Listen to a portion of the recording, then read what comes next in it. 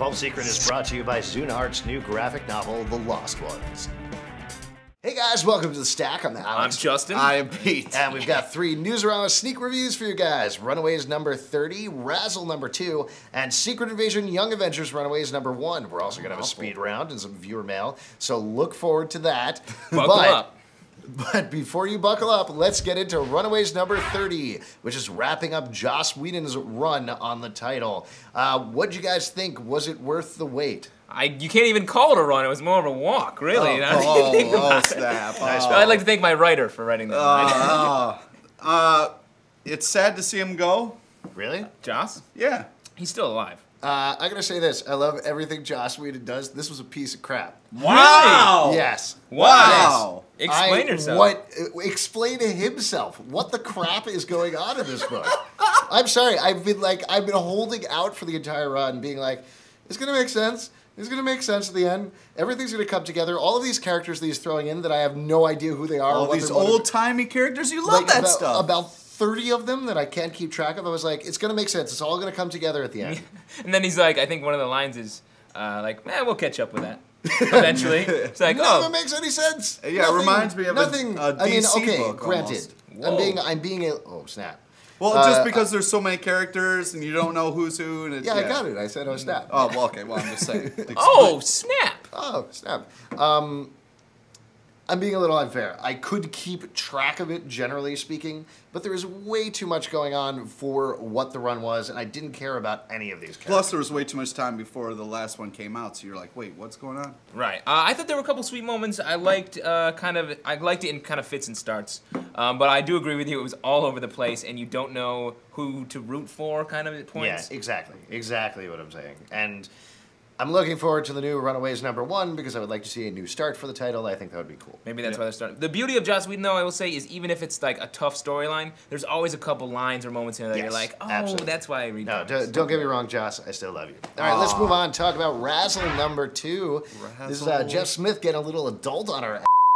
Oh, yeah! Whoa. Inside! What'd you guys think? Why would you? Yeah, well, from bone to boning. Yeah, I agree with you because reading this character, this interdimensional art theft man, it's weird to see Jeff Smith art showing naked people. Exactly. And drinking and it's great. And this sinning. Issue is almost like the polar opposite of the first issue. The first issue told you nothing. Yeah. You had no idea what was going on. It was very intriguing, but you had no idea what was going on. This one lays almost everything out for you. I mean, there's still some secrets and things to find out, but it's very much, I'm traveling through dimensions. Here's generally how it works. Here's what I do. Here are the rules of the thing.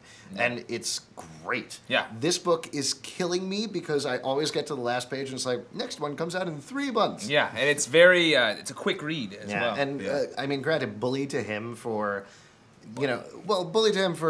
actually saying, look, this is going to take me 3 months. I'm not going to promise a monthly title to you guys. Yeah. For taking the time to do it. But at the same time, I'm like, oh no, come out now. I need the extra issue. You're talking about comic book blogger Bully. Yes, Bully says. Bully to Jeff Smith. I would disagree with you a little bit. I felt like I really liked how in the first one, you're like, oh, how does this work? This is such a cool character. Wow, can you imagine just being able to, shift times and dimensions and all that kind of stuff? And then when you got to see like how he lives and how it's sad, I was just kind of like, oh, really? I'm traveling ain't easy. Would you say man. pick it up though? Yeah, yes. Okay. Great the panels. art's amazing. Yeah, definitely. Sparse, I was well just done. a little disappointed when they spelled it out. Let's move on with Secret Invasion Young Avengers Runaways number 1. We're not going to spoil anything about this. Just if you are going to read Runaways number 30, read that first. Yes, indeed. Yes. A mistake we both made. Yes. Not me. Doodle. What'd you guys think about this issue? I thought the art was a bit of a miss for the tone of the book. It's very cartoony, which, with all the scroll stuff, I want it to be a little grittier because of the importance of the stories. Yeah. I thought, at the same time, I agree with you what you're saying there, but I also felt like it was a pretty intense issue. There was a lot going on, a lot happening, and it was very exciting. So I enjoyed it. Cool. Wow, that was okay. That was concise and correct. Wow. Yeah. Awesome. Ooh, who does that come? I'd like to thank Pete's writer over on the side. I'm a total have a sucker writer. for Runaways, and I'm a total sucker for Young Avengers. It's one of those things that I'm always like, ooh, these characters, I love them. Yeah.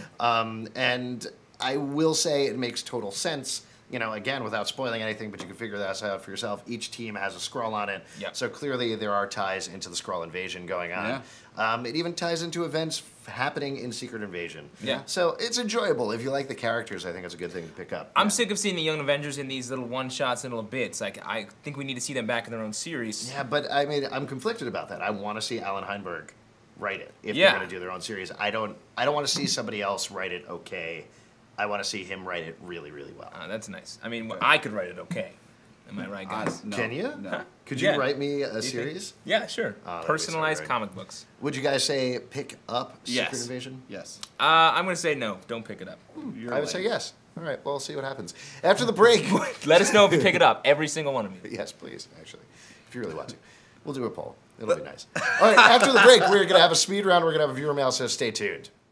Engage. We're working on this graphic novel for Zoom, featuring 4 different artists, and the script is written by Mr. Steve Niles. I'm really curious to see how it turns out, because this is, you know, sort of like an active collaboration type of thing. All these different artists with various styles are all going to come up with their own interpretations.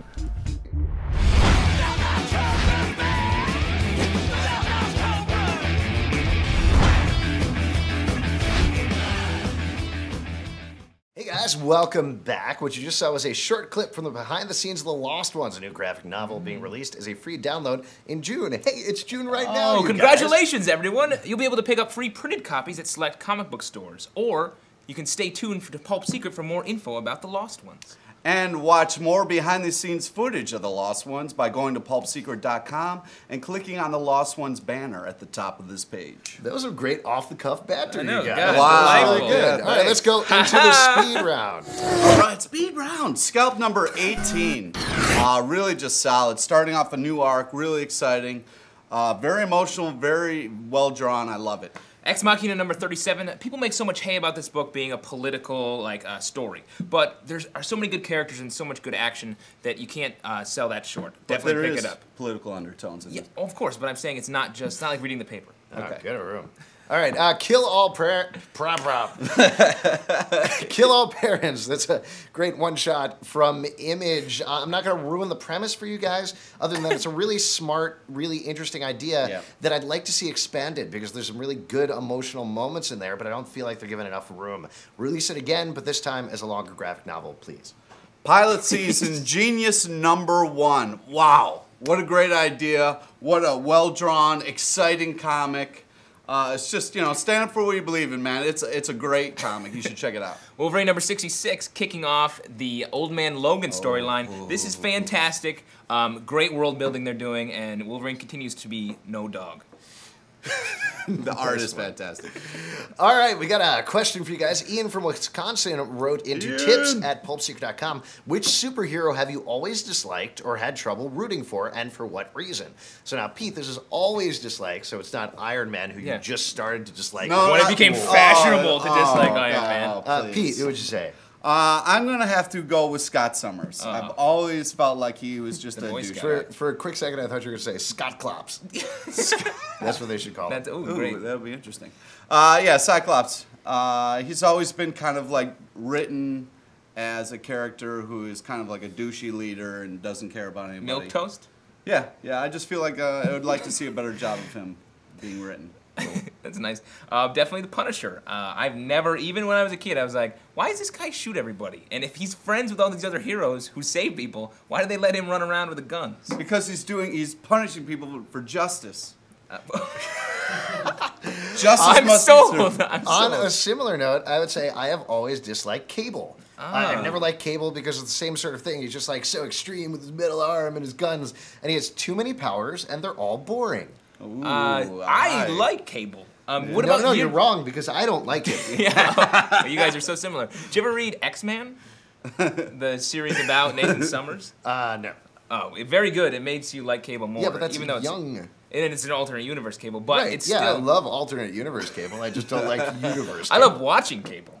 That's what I thought you were. Oh yeah. Cable's so No, stream. I don't have cable. I just use bunny ears. I just use the internet. Which characters have you guys always disliked? Let us know. If you have a question, you can call us at 888-841-7549. You can choose or Pete if write you want. into tips@pulpsecret.com or comment right here below. And if you're ever in New York City, come visit us every Tuesday night at 8 p.m. at Swing Comic on Book Club, by. our live show. I'm going to kill you. All the details are at pulpsecret.com.